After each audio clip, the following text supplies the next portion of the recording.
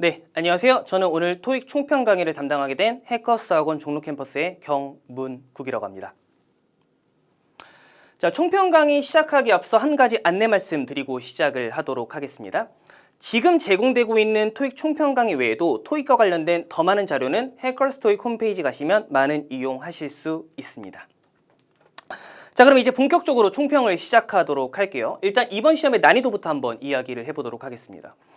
이번 시험의 난이도는 쉽지 않았다라고 말씀을 드릴게요. 제가 생각하기에 이번 시험은 절대로 쉽지 않았거든요. 일단 지문의 길이가 절대로 짧지 않았고 사용되는 어휘가 꽤 어려운 단어들이 많이 나왔어요. 그렇죠? 그리고 정답의 근거를 찾는 데 있어서 지문을 계속해서 대조해야 되는 그런 피로함도 있었거든요. 그래서 시간 관리도 쉽지 않았을 거다. 해석도 쉽진 않았다. 그래서 중상 정도의 난이도라고 말씀을 드리도록 하겠습니다. 자, 그럼 이제 오늘 총평 강의에서 어떤 내용을 다루게 될 거냐면은 오늘 시험에 나왔던 세 가지 동의어 문제에 대해서 먼저 싹 다뤄보도록 할 거고요. 그 다음에는 보통 토익에서 176번부터 200번까지 제공되는 게 뭐죠? 이중지문과 삼중지문이죠. 그 지문의 흐름 그리고 정답이 어떤 식으로 이제 출제되었는지에 대해서 종합적으로 이야기를 하겠습니다. 네, 그럼 일단 동의어 문제부터 먼저 다뤄보도록 하겠습니다. 이번 시험에 총 3개의 동의어 문제가 나왔는데 어렵지는 않았어요. 근데 괜찮은 단어들이 나오기는 했거든요. 그래서 그 의미에 대해서는 다뤄보는 게 좋겠다라는 생각이 들어서 지금부터 하나씩 차근차근 보도록 하겠습니다. 첫 번째로는 이제 rest란 단어가 나왔어요. 사실 rest는 동사로도 쓰이고 명사로도 쓰일 수 있는 단어인데 이번에는 명사의 의미를 물어봤었거든요. 자, rest가 명사의 의미로 쓰이게 되면 다양한 의미 중에서 첫 번째로 이제 나머지, 자녀의 의미인 remainder의 뜻이 있고요. 두 번째로는 휴식이나 휴가를 뜻할 수 있는 break란 뜻도 있어요. 굉장히 극명하게 다른 단어죠. 자, 문맥은 이런 거였습니다. 자, 세션이 제공이 될 거다. 여러 가지 세션이 제공이 될 건데 그 중에 일부는 언제 다뤄지게 될 거고 그 세션의 rest는 이제 이달 말쯤에 다뤄지게 될 거다. 이런 식의 문맥이었거든요. 그래서 세션의 rest가 이달 말에 다뤄진다라고 했을 때 rest의 동의어가 뭐냐를 물어봤던 거예요. 그러면 이번 세션의 나머지가 이번 달 말에 다뤄지는 게 맞는 거지 이 세션의 휴식이 다뤄지는 건 아니잖아요. 그렇죠? 그렇기 때문에 rest의 동의어는 remainder이었다라고 보시면 됩니다. 자, 두 번째 문제 갑니다. 자, imagine이라는 단어가 나왔어요. 자, imagine은 이제 머릿속으로 이제 생각하고 상상하고 계획하고 이제 구상하고 이런 느낌이 있는 단어죠. 그래서 단순하게 생각하다, 추정하다라는 뜻의 suppose가 동의어가 될 수도 있고 또는 생각해서 계획한다는 느낌의 plan이 동의어가 될 수도 있거든요. 그래서 이번 시험에는 두 가지가 다 나왔어요. 예를 들어 이런 문맥이었어요. 내가 imagine하기에 그녀는 보스로부터 이제 압박을 받고 있다 이거였거든요. 그럼 내가 이 사람이 이럴 거라고 생각을 하는 거지 뭐 계획하는 건 아니잖아요. 그렇기 때문에 이번 imagine의 동의어는 단순하게 suppose였다라고 보시면 될 것 같습니다.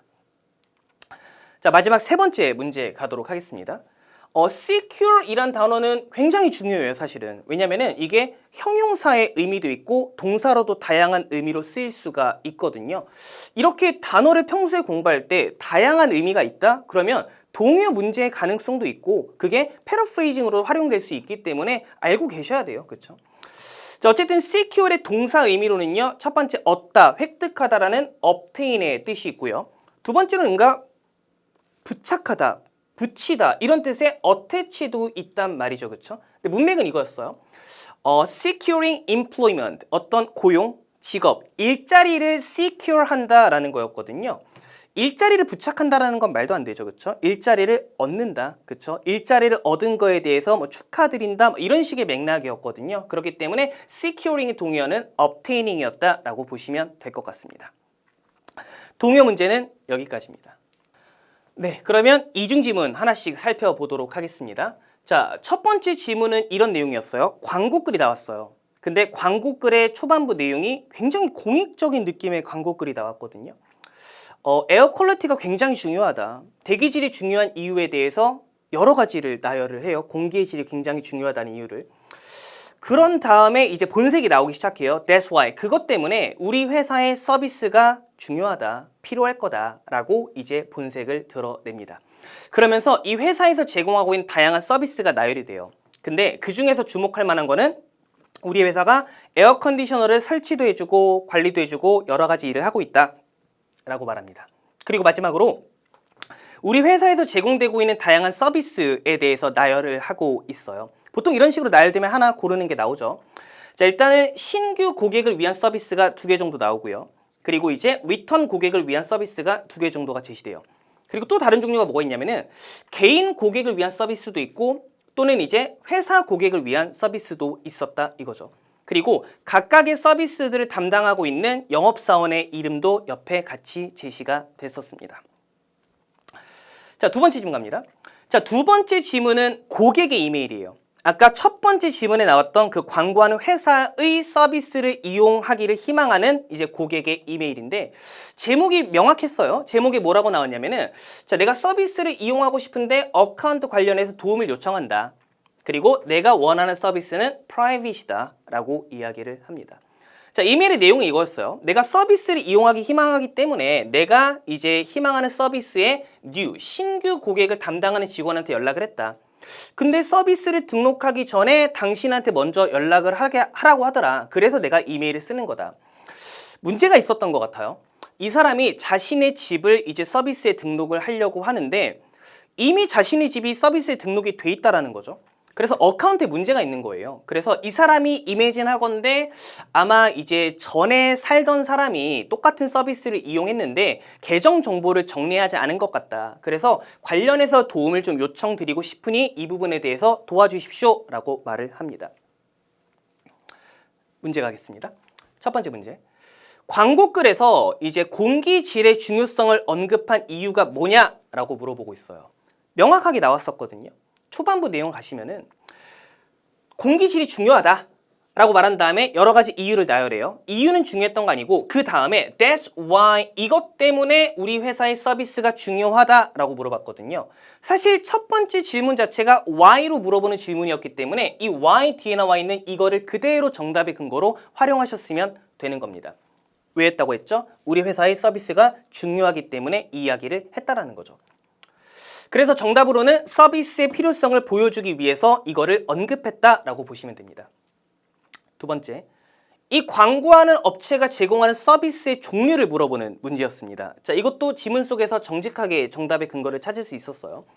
자, 우리 회사의 서비스가 중요하다 한 다음에 우리가 제공하고 있는 여러 가지 서비스를 나열을 해줬는데 이게 근거였죠. 에어컨디셔너 관련된 내용이 보기에 그대로 나왔었습니다. 설치도 해주고 관리도 해준다고 했죠. 그래서 정답으로는요. 에어컨디셔너를 관리해준다. 이거를 골라내셨으면 되는 문제입니다. 세 번째 문제. 두 번째 이메일을 보낸 이유가 뭐냐. 즉 이 글의 목적이 뭐냐를 물어봤는데 이 글의 목적은 이메일의 제목에 명확하게 나와 있었거든요. 자, 내 어카운트에 문제가 있다. 이거에 대해서 도움을 요청하는 글이다 라고 제목에 나와 있었죠. 제목이 곧 주제였고 제목이 곧 목적이었던 거죠. 자, 그대로 찾아내면은 어카운트에 대한 도움을 받기 위해서였다 라고 보시면 됩니다. 마지막 문제.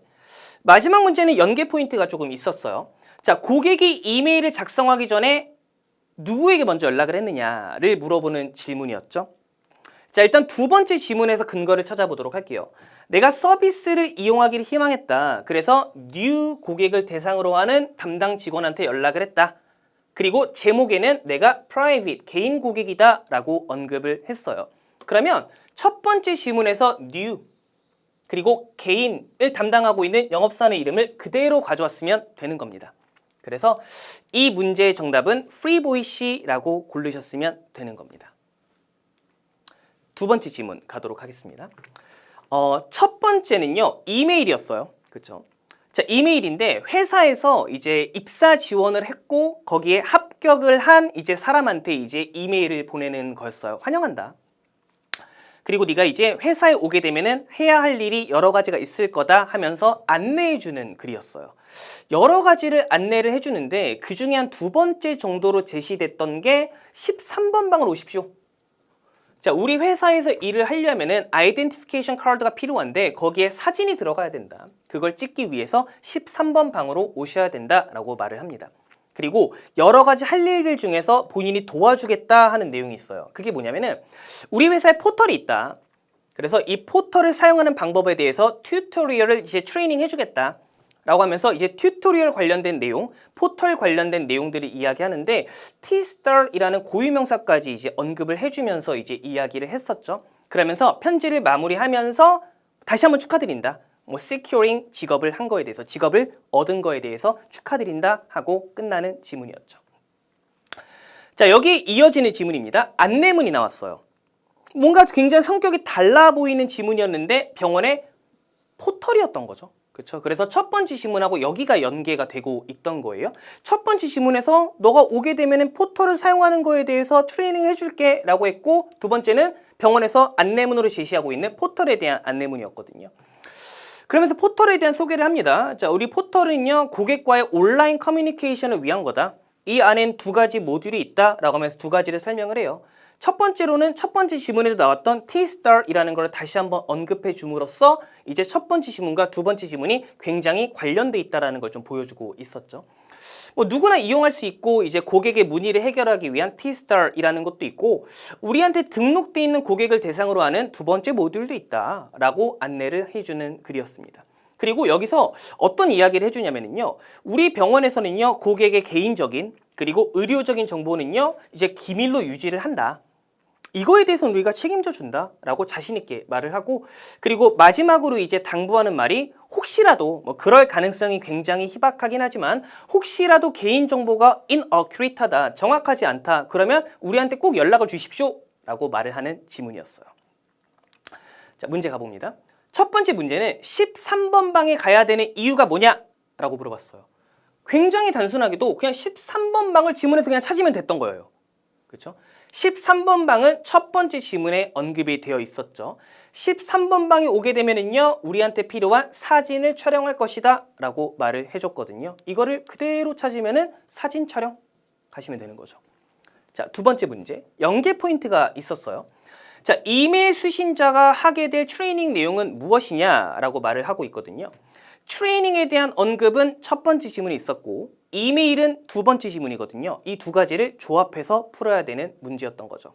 자, 첫 번째 지문을 가시면은요, 트레이닝, 어떤 거에 대한 트레이닝 해준다고 했죠? 포털을 사용하는 거에 대한 트레이닝을 해주겠다. 두 번째 지문을 가면은요, 포털이 어떤 건지에 대해서 이야기를 하고 있죠. 고객과의 온라인 커뮤니케이션을 담당하는 포털이다 라고 말을 해주고 있죠. 이 두 개를 합치면 되는 겁니다. 그래서 온라인 커뮤니케이션을 매니징하는 방법에 대해서 이제 트레이닝을 받게 될 것이다 라고 생각을 하시면 되는 문제였던 거죠. 세 번째 문제 갑니다. 이 포털이 개런티 해주는 게 있어요. 이 포털이 고객들한테 보장해주는 내용이 뭐냐라고 이야기하는데 그 내용은 두 번째 지문에 있었어요. 자, 두 번째 지문에 이제 중반부 쪽 가면은요, 우리 포털에서는요, 개인 그리고 의료적인 정보에 대해서는요, confidential하게 이제 유지하고 있다, 즉 기밀로 유지한다라고 말을 했고, 이거를 조금 패러프레이징한 보기가 나왔었거든요. 그래서 개인 정보를 protect, 보호해준다라는 게 정답이었다라고 보시면 될 것 같습니다. 마지막, 안내문 수신자가 연락을 해야 되는 이유가 무엇입니까? 라고 물어봤어요. 두 번째 지문에서 연락을 달라고 했던 부분은 마지막밖에 없었거든요. 그거를 그대로 찾으시면 됩니다. 자, 두 번째 지문이 어떻게 마무리됐죠? 혹시라도 그럴 가능성이 낮기는 하지만 당신의 정보가 inaccurate, 정확하지 않다면 연락을 주십시오. 우리가 처리를 해드리겠습니다. 그럼 연락을 왜 하는 거죠? 정보가 정확하지 않으니까. 그거를 그대로 골라내시면은 이거죠. 회사에다가 잘못된 정보를 알려주기 위하여. 여기까지가 이중 지문에 대한 내용이었습니다. 자, 그러면 삼중 지문으로 넘어가 보도록 할게요. 자, 첫 번째 지문부터 가볼게요. 회의록이었어요. 이게 제 기억에 마케팅 회사였거든요. 마케팅 회사인데 어떤 이제 케일라라는 부부가 있어요. 자, 이 부부가 이제 시계 수리점을 이제 오픈하려고 하나 봐요. 근데 이제 가게 이름을 어떻게 하면 좋을까라고 의뢰를 맡긴 거죠. 그래서 이 마케팅 회사에서 여러 가지 이름들을 브레인스토밍 해본 거예요. 그리고 그 고객과 관련해서 해야 될 여러 가지 업무들을 나열해 주고 있습니다. 그러면서 이 글의 작성자가 뭐라고 이야기하냐면 A라는 사람도 그렇고 B라는 사람도 그렇고 나도 바쁘다. 이번 달에 바쁘다. 그래서 담당자는 다른 사람이 하게 될 것이다 라고 말을 해요.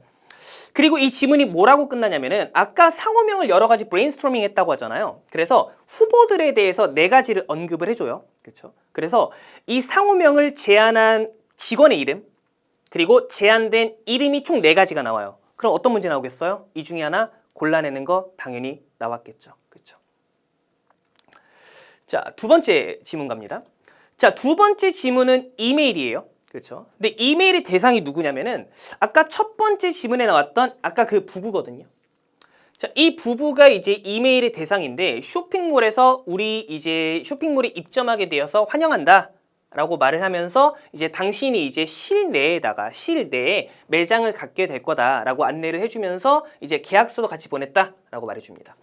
근데 이 사람들이 이제 시계를 수리하는 업체였잖아요. 그래서 이 사람들이 좀 걱정을 할까봐 좀 미리 말해주는 게 있어요. 자, 당신들은 인도어 실내에서 이제 시계 수리점을 하게 될 건데 실외에 가면은 거기에는 시계 매장이 있다. 앤틱한 시계를 판매하는 곳이 있는데 걔네가 수리는 안 해. 그러니까 걱정할 건 없어라고 말해줘요. 그리고 또 이제 이메일을 이제 그 받는 사람이 요청한 게 있나 봐요. 내가 이제 가게를 오픈을 해야 되는데 관련된 도움을 받을 수 있는 사람이 있냐라고 물어보니까 그거에 대한 답변을 해주는 것 같아요. 매장 내에 신발 가게가 있다. 그렇죠? 뭐 예를 들어서 어떤 이제 이름을 좀 바꿔봅시다. 예를 들어서 뭐 A라는 사람이 있는데 이 A라는 사람의 연락 정보를 좀 주겠다라고 이야기를 해요. 그래서 당신이 이제 매장을 오프닝하는데 도움을 받으실 수 있을 거예요. 라고 말하면서 2번째 지문이 끝나게 됩니다. 3번째 지문은 아주 단순했어요. 그렇죠? 2번째 지문을 썼던 이제 그 쇼핑몰이죠. 그 쇼핑몰에 매장 배치도가 나옵니다. 총 4개 정도가 나왔는데 주목해서 볼 만한 거는 첫 번째 구역과 3번째 구역이었던 거죠.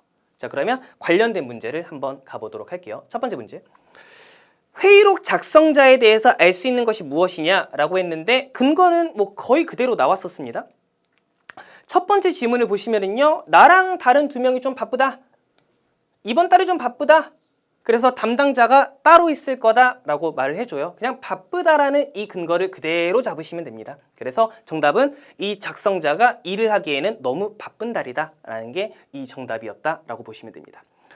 2번째 문제는요. 쇼핑몰에 대해서 알 수 있는 것이 무엇이냐라고 물어봤었거든요. 아주 약간의 추론이 필요했던 건데 2번째 지문을 가시면은요. 이제 케일라라는 부분은 이제 실내에 매장을 갖게 될 거예요.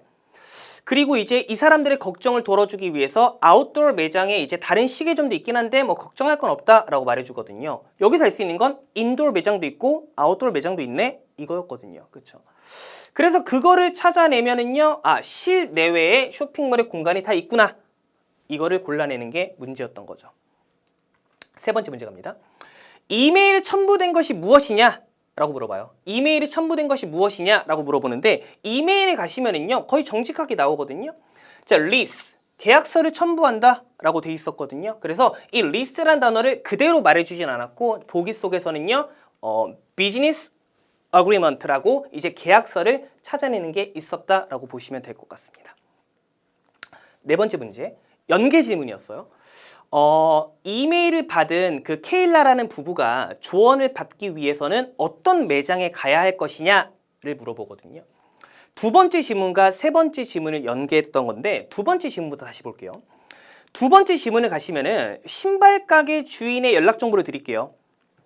이 사람이 매장을 오프닝하는 거에 대해서 도움을 줄 겁니다. 라고 말을 하죠. 그 신발 가게가 하나의 포인트였거든요.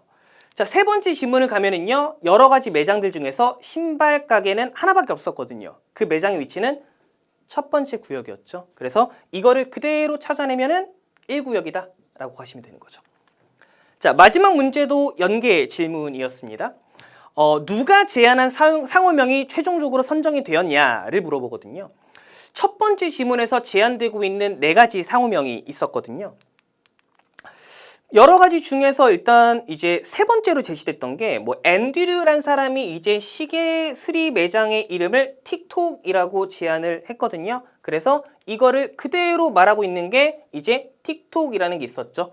그래서 이게 반영이 됐구나. 그러면 제안한 사람은 당연히 앤드류겠구나 라고 생각을 하셨으면 풀 수 있는 문제인 거죠. 네, 그러면 2번째 3중 지문으로 넘어가 보도록 하겠습니다. 점수 잡는 해커스.